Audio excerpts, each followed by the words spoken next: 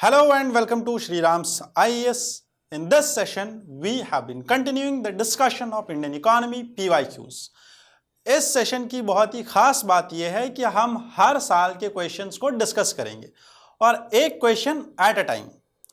Indian economy में हमने आज तक 4 क्वेश्चंस डिस्कस कर लिए हैं। अभी हमारा 5वां क्वेश्चन है जो कि यूपीएससी ने 2024 में पूछा था। आज का क्वेश्चन बहुत ही इंपॉर्टेंट क्वेश्चन है। It's about the public distribution system and the stocks, I can say that the public distribution system and buffer stocks. Question क्या आया था? क्वेश्चन बहुत ही सिंपल क्वेश्चन था कि बफर स्टॉक्स की इंपॉर्टेंस क्या है in order to stabilize agricultural prices and what are the challenges associated with it. For this kind of information, for this kind of analysis, in order to be active in your preparation and understand what are the current developments in economy and international relations or other subjects like science and tech, environment, you can just do one thing, that is scroll and scan this QR code, join our Telegram channel and be updated always with current affairs and attempt more and more MCQs which are available on our Telegram channel. Further, if you have to streamline your preparation for your next attempt, what you can do is you can scan this QR code and get yourself a session with our mentor which will be free, and this session will help you to streamline your preparation for UPSC. Now, let's begin the session. बहुत easily समझाएंगे और start करने से पहले मैं ये भी बताऊंगा कि हमारे पास 2 ऐसे एडवांस लेवल के कोर्सेज हैं जहां पे आपको स्टार्ट से लेके स्क्रैच से लेके सिलेक्शन तक हर एक चीज प्रोवाइड की जा रही है, जिसमें we have 2 year foundation course and 1 year foundation course. You can connect to us, call on these numbers or connect through Telegram, get yourself a counseling session and then a mentorship session and get yourself enrolled in our foundation course which will help you in your preparation. Further, let's understand what was the question which UPSC actually asked. The question is simple with one tail word, that is elucidate. Elucidate means lucid. Lucid means to make it easy. ठीक, बहुत simple सी बात है. Elucidate, what do we actually have to make easy? What is actually meant here? कि हमें इसको easy कहाँ बनाना है? Elucidate the importance. किस चीज को elucidate करना है? Importance. किसकी importance? Buffer stocks की. Buffer stocks अपने आप में important है. क्या क्या बताना है हमें बफर स्टॉक्स से रिलेटेड? कि बफर स्टॉक्स प्राइस स्टेबलाइज कैसे करते हैं. कौन सा प्राइस? Agricultural price. प्लस और ये क्या करते हैं? What are the challenges. कौन से ऐसे चैलेंजेस है which are associated with storage of these buffer stocks. ठीक है, समझ में आया? पहला, हमें इल्यूसिडेट करना है इसकी importance to stabilise agricultural prices. दूसरा, हमें इल्यूसिडेट करना है क्या? What are its challenges which are associated to it and associated to the storage of these buffer stocks. But last में एक और वर्ड है, दैट इज डिस्कस. सो पहला जो हमारा सेंटेंस है या पहला पार्ट जो है क्वेश्चन का, that is to elucidate and second part is to discuss. This question was of 15 marks and 250 words. So let's begin to understand the answer of this question. इस question को answer कैसे किया जा सकता था? So the first thing is buffer stocks.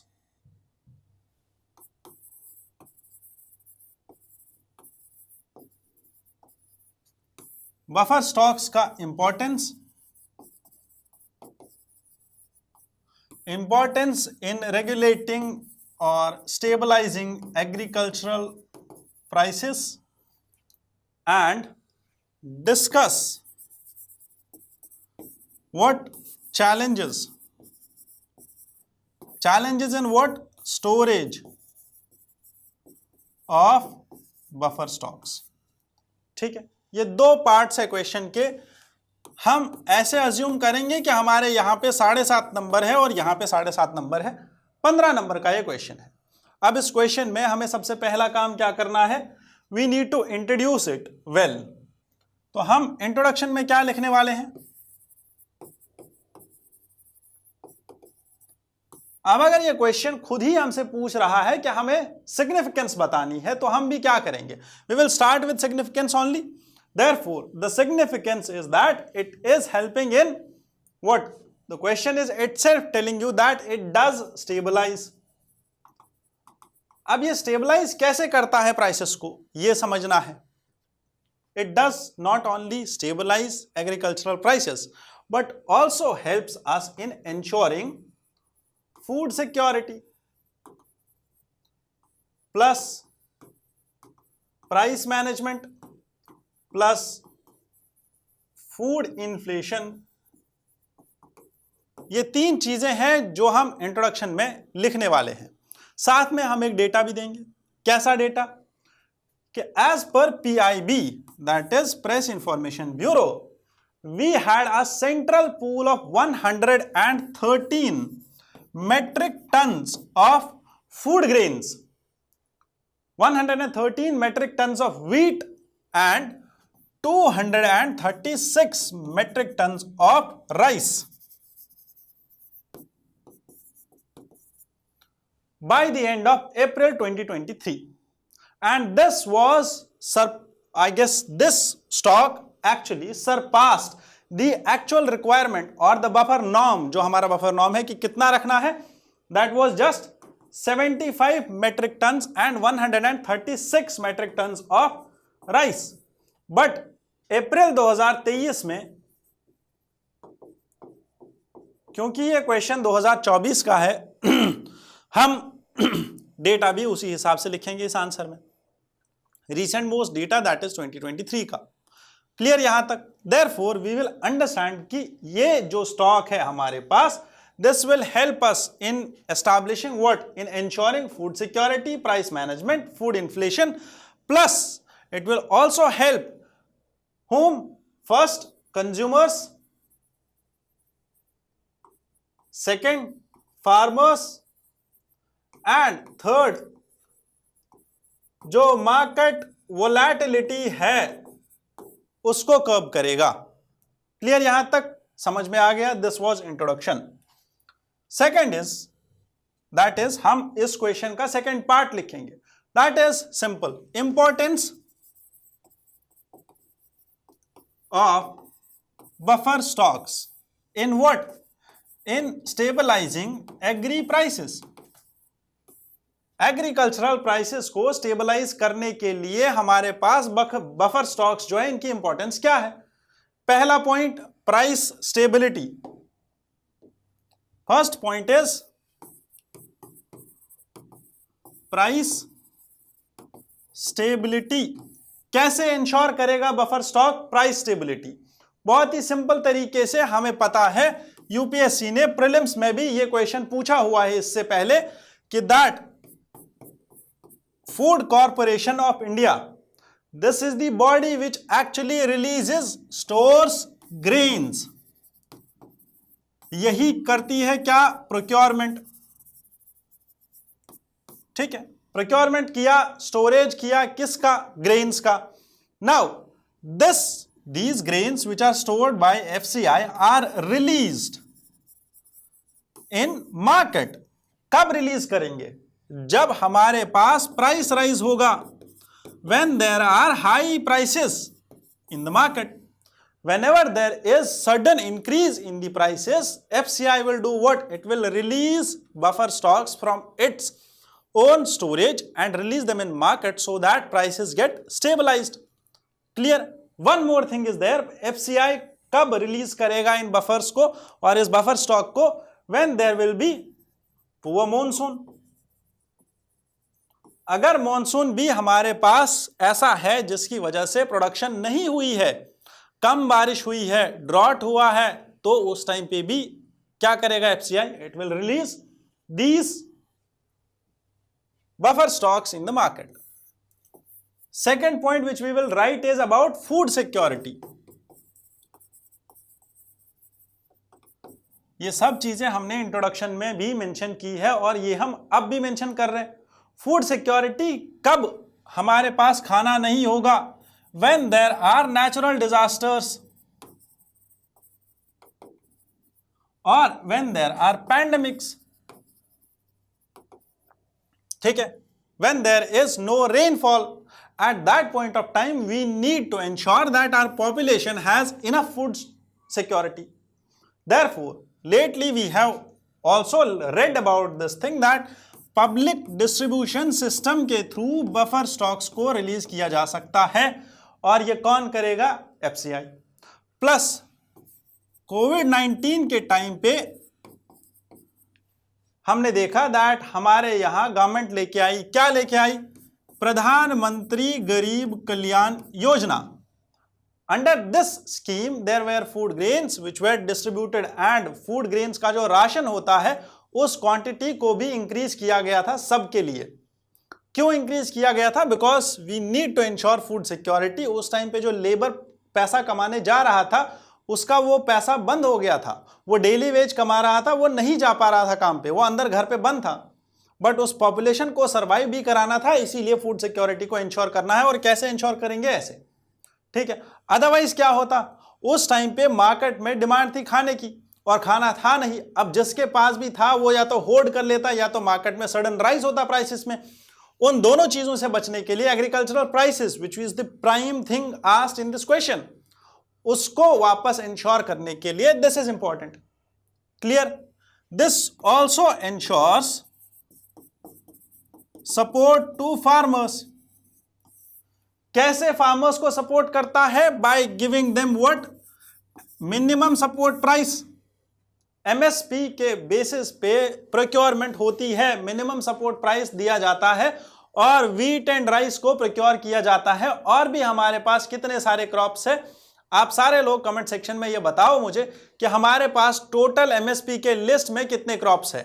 ये क्यों जरूरी है ये लिस्ट? क्योंकि करीब करीब आज तक यहीं से 3 बार क्वेश्चन आ चुका है एमएसपी के ऊपर प्रीलिम्स में। अगर आपको ये नहीं याद है तो मेंस क्या करोगे? ठीक है, और मेंस इसीलिए करना है ताकि वो चीजें याद हो जाए। So write down in the comment section कि हमारे पास कितने क्रॉप्स है और जिस जिसको जो जो क्रॉप याद है वो सारे क्रॉप्स का नाम लिख दो। नेक्स्ट, और क्या करना है हमें? एमएसपी के थ्रू हमारे पास क्या होगा? Assured income to farmers. One more thing will be there to protect the farmers from price crash.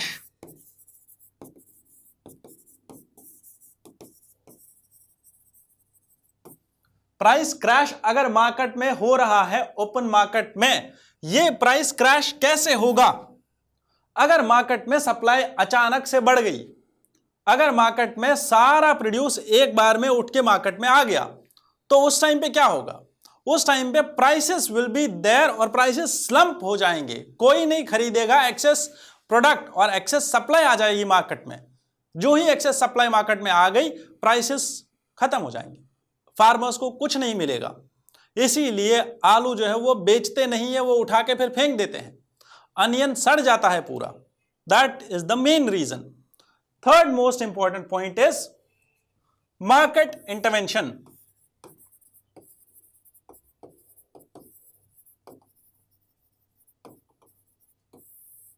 अब ये मार्केट इंटरवेंशन कैसे होगा? मार्केट इंटरवेंशन क्यों करना है बफर स्टॉक के through? Because we need to balance. सबसे इंपॉर्टेंट चीज है स्टेबिलिटी। मार्केट में जो इम्बैलेंसेस होते हैं उन इम्बैलेंसेस को ठीक करना है। इम्बैलेंस क्यों होगा market? Because there might be supply shortage.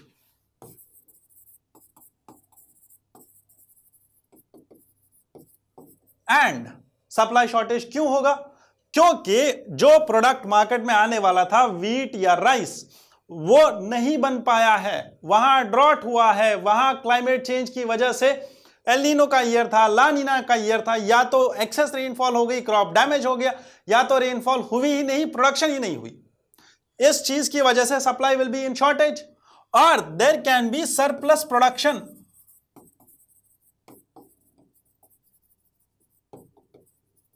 अब इन दोनों चीजों से बचने के लिए हमारे पास क्या है? Market intervention. कैसे करेंगे? इन्हीं बफर स्टॉक्स के थ्रू मार्केट इंटरवेंशन करेंगे। As for this I will quote here Food Corporation of India in 2019, जब वीट का प्राइस बहुत ज्यादा गिर गया था, ठीक है, और ये वीट का प्राइस बहुत ज्यादा ऊपर चला गया था वीट का प्राइस इंक्रीज हो गया बहुत ज्यादा, तो एफसीआई ने क्या किया? अपने गोडाउन से रिलीज कर दिया excess food products. Excess wheat जो यहां पे था, मार्केट की डिमांड थी, एक्सेस डिमांड आ गई मार्केट में, तो जो उस डिमांड को फुलफिल करने के लिए जरूरी था वीट की सप्लाई, इस सप्लाई को इंश्योर किया किसने? Through these buffer stocks from FCI. Clear? One more point, this ensures economic stability. कैसे इकोनॉमिक स्टेबिलिटी होगी? बहुत ही सिंपल चीज है। अगर हमने फूड इन्फ्लेशन, लास्ट में इससे पहले भी हमने एक और आर्टिकल, ये क्वेश्चन डिस्कस किया था, वहां पे भी मैंने बोला था फूड इन्फ्लेशन।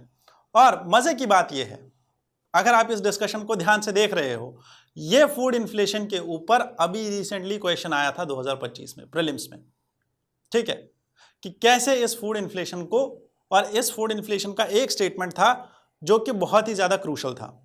इसीलिए मैं बार बार बताता हूं, प्रीलिम्स एंड मेंस दोनों एक ही एग्जाम है, समझो इस चीज को, हमारा ही एग्जाम है, हम ही दे रहे हैं, सेम सिलेबस है, सेम इकोनॉमी है, सेम इकोनॉमी प्रीलिम्स में पूछी जा रही है, सेम इकोनॉमी मेंस में पूछी जा रही है।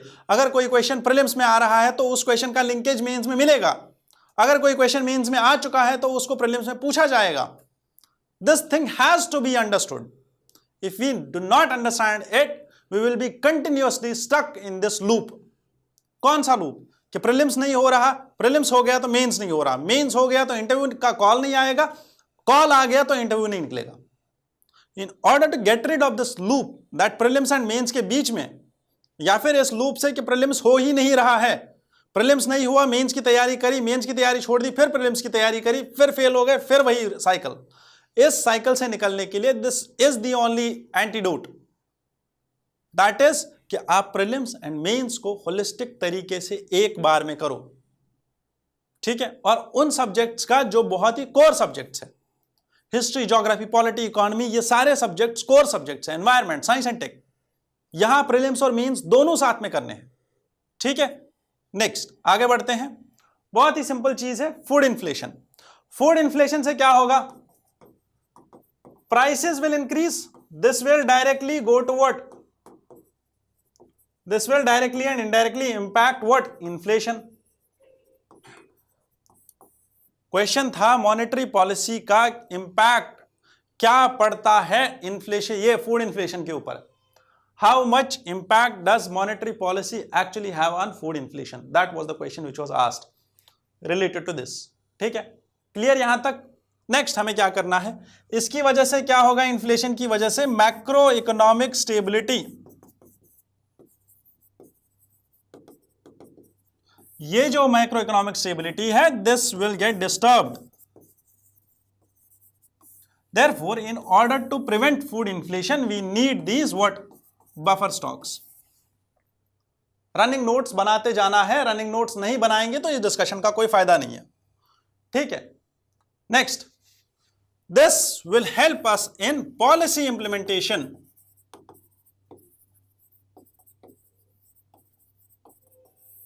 पॉलिसी इंप्लीमेंटेशन कैसा? National food security act of 2013। अगर आपको याद हो, इस एक्ट के अंदर हम लोग क्या करते हैं? फूड ग्रेन्स प्रोवाइड करते हैं किनको? पुअर एंड पुअरेस्ट जो लोग हैं हमारे, जो बिलो पॉवर्टी लाइन लोग हैं, उनको सब्सिडाइज्ड फूड ग्रेन्स प्रोवाइड करते हैं।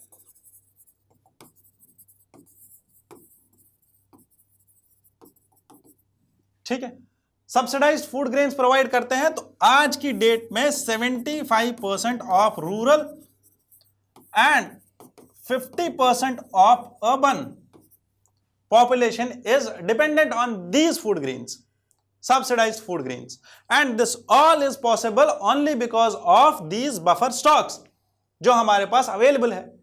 ठीक है, नेक्स्ट, एक्सपोर्ट अपॉर्चुनिटीज। क्या एक्सपोर्ट अपॉर्चुनिटी हमारे पास कि अगर ये बफर स्टॉक हमारे पास है और हमारे मार्केट में हमारे लिए जो डोमेस्टिक डिमांड है वो फुलफिल हो रही है without touching these buffer stocks, what we can do is हम इन बफर स्टॉक्स को एक्सपोर्ट कर देंगे और वहां से ज्यादा रेवेन्यू कमा लेंगे। वो रेवेन्यू कहां जाएगा? गवर्नमेंट के पास, और उस रेवेन्यू से क्या होगा? Again public welfare. And this actually has happened in the recent times. 2021 में we exported our wheat to South Africa and South Asia, Africa and South Asia. इन रीजन्स में हमने वीट को एक्सपोर्ट किया रिसेंटली। जो सरप्लस वीट हमने procure किया था और सरप्लस वीट हमने स्टोर करके रखा था, ठीक है। इसके बाद हम यहां तक पहुंच गए और इसके बाद हमें यह समझना है that second part of this question, second part क्या है हमारे क्वेश्चन का? That is to discuss the challenges to discuss the challenges in storage of this buffer stock। अब इस पार्ट को डिस्कस करने के लिए हम लोग नेक्स्ट स्लाइड पे आते हैं। That what are the challenges which are associated to buffer stocks, और बफर स्टॉक्स की क्या स्टोरेज, स्टोरेज के चैलेंजेस लिखने हैं, कुछ और नहीं लिखना है, स्टोरेज के चैलेंजेस लिखने हैं।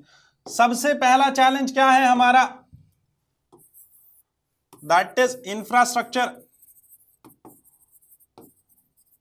इंफ्रास्ट्रक्चर में जो हमारे पास बफर लिमिट्स है, अभी अभी मैंने बोला था 75 metric ton and 136 metric ton for rice, 75 for wheat. जो हमारे पास स्टोरेज है, स्टोरेज कैपेसिटी, उससे ज्यादा हम स्टोर कर रहे हैं। अभी बोला था मैंने डबल से ज्यादा हो गया था, ठीक है, व्हीट का भी और राइस का भी। अब अगर ये हो गया है, इतनी ज्यादा हम स्टोरेज कर रहे हैं, इसके लिए प्रॉपर इंफ्रास्ट्रक्चर चाहिए जो कि नहीं है। हम लोग क्या कर रहे हैं? Cover and plinth. Cover and plinth के अंदर जितना भी ये बफर स्टॉक होता है, ये this buffer stock actually get spoiled और इट रॉट्स, एंड कभी कभी इसमें इतना ज्यादा फंगल इंफेक्शन क्रिएट हो जाता है दैट दिस क्रिएट्स पॉइजनिंग और food poisoning to the people who eat this, ठीक है। That is one problem associated to this, because there is lack of modern silos.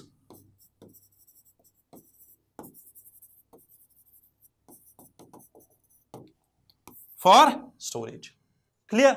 Second, there is high maintenance cost. There is high maintenance cost which is involved in the operations of this buffer stock.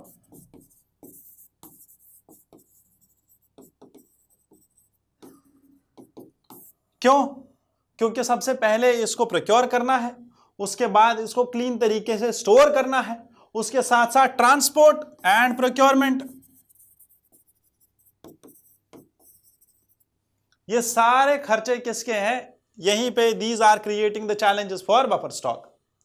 One more important challenge is pilferage and theft.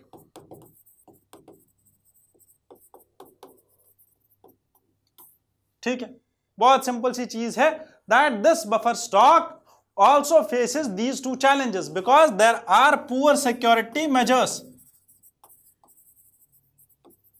जिसकी वजह से most of this stored item actually gets lost, या तो चोरी हो जाता है due to reduced effectiveness।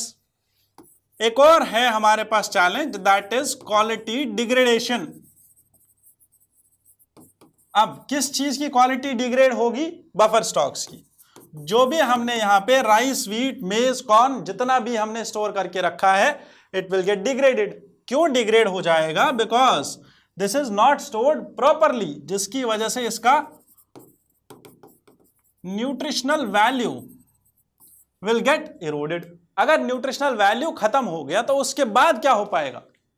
Nutritional value खत्म हो गया तो जो जनता ये खा रही है, which we expect that we will have healthy population और हेल्दी डेमोग्राफिक डिविडेंड, वो नहीं हो पाएगा.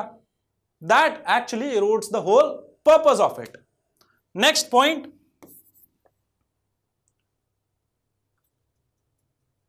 logistical challenges.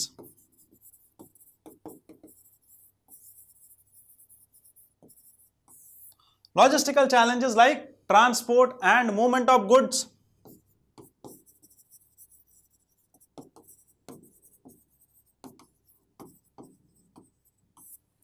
This transport and movement of goods creates one more challenge in our buffer stocks. Why? Because there are bottlenecks कि रास्ते में ही चोरी हो गया, and there is mismanagement that they actually procure good, I can say stuff. अच्छा wheat खरीदा, procure कर लिया फार्मर से अच्छी क्वालिटी का, बट फिर क्या किया, पर्सनल लेवल पे खराब क्वालिटी का भी खरीद लिया, अच्छे को खराब से मिक्स कर दिया और आगे मार्केट में, ब्लैक मार्केट में बेच दिया.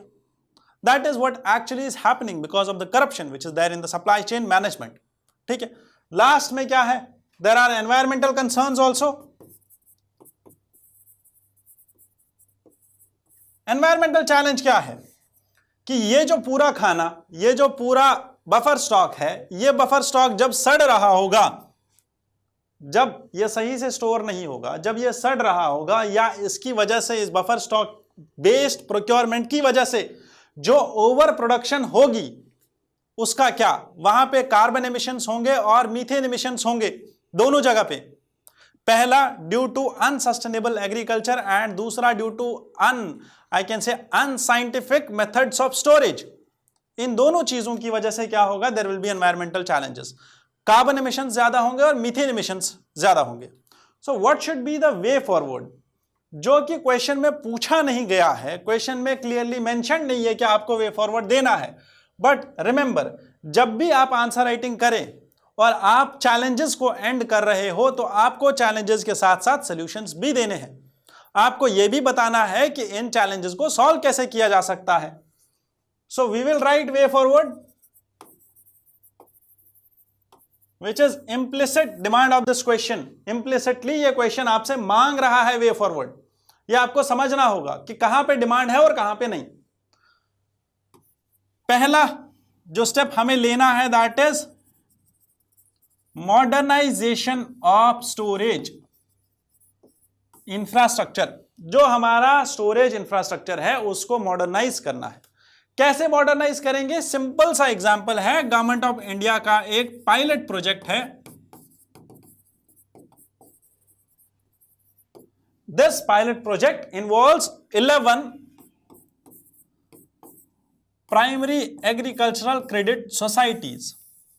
अब ये प्राइमरी एग्रीकल्चरल क्रेडिट सोसाइटीज क्या करेंगे, they are helping Indian government in developing the grain storage mission. अब ये ग्रेन स्टोरेज मिशन क्या है, इस मिशन के अकॉर्डिंग हमें 700 मेट्रिक टन्स और 700 million metric ton, 700 lakh metric tons की स्टोरेज डेवलप करनी है. 700 लाख मेट्रिक टन्स की स्टोरेज डेवलप कर रहे हैं, करनी है कब तक, इन दी नेक्स्ट 5 years. और इतनी स्टोरेज जब हम क्रिएट कर पाएंगे, this will require around 25 crore rupees का इन्वेस्टमेंट, 25 लाख करोड़ रुपीस का इन्वेस्टमेंट. ठीक है. And that is how this is gonna happen, that we will store these buffer stocks efficiently and this will actually help us. जो हमने पहले लिखा था इनकी इंपॉर्टेंस क्या है, वो इंपॉर्टेंस यहां पे नजर आ रही है कि वो इंपॉर्टेंस तब अचीव होगी जब ये सब होगा. ठीक है. Further second way forward is, और second suggestion which we can give is that we need an improvised और इम्प्रूव्ड सप्लाई चेन मैनेजमेंट. अब सप्लाई चेन में दोनों चीजें देखनी है, forward and backward linkages. Forward and backward linkages दोनों को देखना है, प्लस लास्ट में there should be reforms. Reform should be brought in what? Public distribution system and buffer stock के जो limits है, जो buffer stock के limits set होते हैं by the government, वो limits हमें reform करने पड़ेंगे. Last but not the least, we need to ensure there is localized storage of these grains and this storage, localized storage होगी तो इसकी वजह से क्या होगा?